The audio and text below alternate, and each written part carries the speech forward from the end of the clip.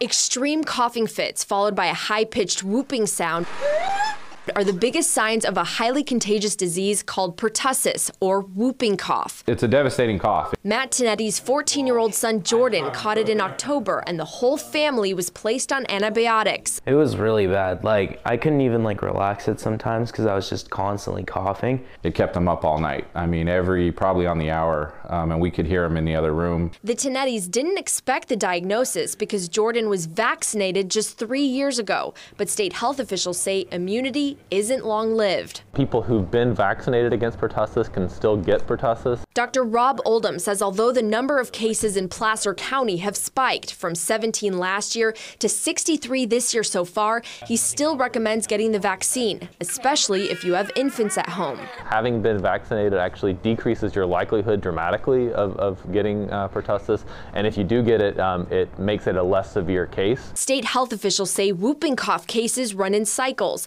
The most recent peak in California was in 2014 with more than 11,000 cases reported and 2 infant deaths. That dropped to about 1,500 cases last year. And while officials don't expect a significant statewide increase this year, they do expect a spike in the next year or two. Not something the Tinettis want to hear. I at least hope that they're working harder to fix that because it's really bad. In Placer County, Natalie Brunel, KCRA 3 News.